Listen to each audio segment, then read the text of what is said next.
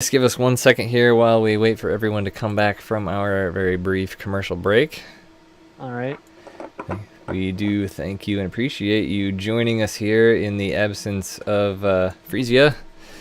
Mm-hmm. You had to go last minute. No problem. Well, we appreciate These someone things being do- available because we definitely have some questions to ask you guys so we can figure out what was going on with that pretty awesome match we just had here, as everyone should be coming back. So real quick here, now we've got a representative from Miraculous Gaming on the call here. So before we get into our questions we have set up here, why don't you tell us a little bit about Miraculous Gaming and your association with them?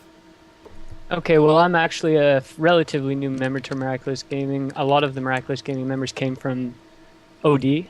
They are a split-off clan, basically. Frasier was mostly co-owner of OD until he decided to split off and make his own clan. I came in one day and casted a couple games for him, and now I'm pretty much a full member for a while. That's great. So how did your team feel about going into this matchup? I mean, obviously, there's a lot of familiarity with the teams. You know, both teams kind of know each other very Yes. well. Obviously, there's going to be more players that are added to each roster. But how did you feel overall?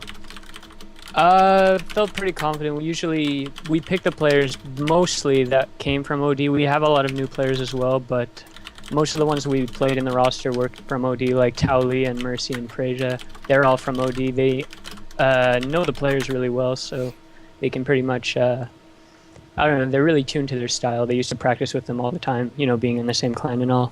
Mm-hmm.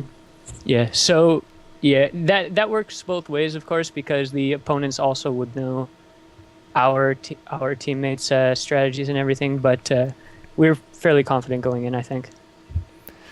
Very awesome. And so obviously, you know, this is Pro League format, so you can't see the lineup or decide the lineup as you go, but were there any specific factors you guys took, either considering the maps or whatever it may be, in deciding your lineup for this match? I don't think so. Mostly just, there are some maps, obviously, a lot of people are, I don't know, complaining about Overgrowth being a Zerg map, for example. We put Towley on that one for that reason, because it is pretty okay for a Zerg map. One thing I'm confused about, though, is Habitation Station. A lot of Zergs are actually complaining about that, but we put a Zerg on there. I don't know. Really. Fair enough. Yep.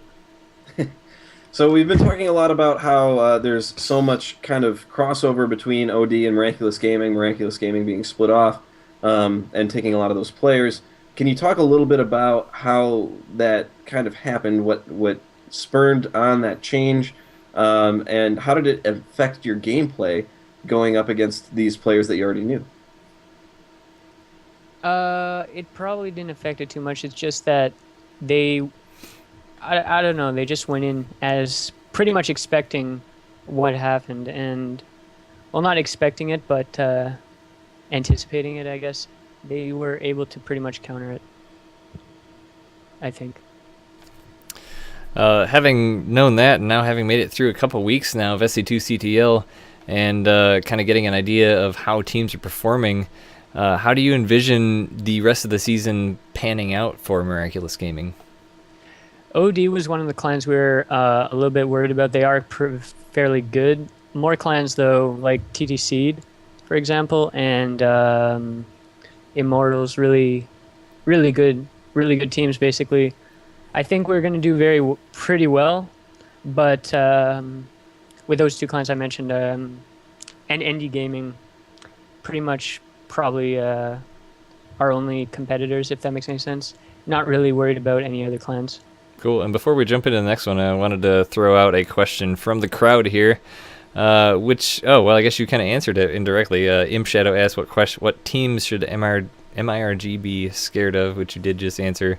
And Troy, I'm not going to ask that question. So, does your team have any shout-outs, anybody they'd like to say thank you to, or any sponsors that you want to give a nod to? Don't think we have any sponsors right now. Not really much to shout out. I guess good games OD. I guess, I don't know. Sure. Not good at shout outs, really. Don't even know. Fair enough. Well, we do, like we said, really appreciate you joining us last minute here, and I'm Yeah, no sure we'll problem. be seeing you again. Yep. Hopefully. Thanks for taking your time. No problem. All right, we'll see you next time, Nick. Thanks. And with that, that's going to wrap up our series here. So, but before we go real quick, we do want to remind you to go out to Twitter and check out MythLogic. They've been awesome enough to give up a significant amount of prize money for the league, as well as funds to support league operations for the season. So we really appreciate that. Go to Twitter, send them a tweet, and follow them at MythLogic. And also follow at SC2CTL. That will give you programming updates for what's coming on. As Troy has mentioned in chat several times, click that follow button at the bottom of this Twitch channel so that you will know when we go live, which is every Tuesday and Thursday at 8 p.m. Eastern Time. Absolutely. Last but not least, on Twitter, follow your fellow casters here doing the work for you this evening, commenting these games. We are at WingNetSC and at Galligation. You will find us there. Towley in chat is asking Nikki to have spoken about their Twitter and Twitch channels. I don't actually have that information, otherwise I'd share it. But you can feel free to post it in chat so those folks can see it. But with that, I think that's our show for this evening. Absolutely. So we thank everyone for joining us, and we will catch you next Tuesday, and we will be back here at 8 p.m. Eastern.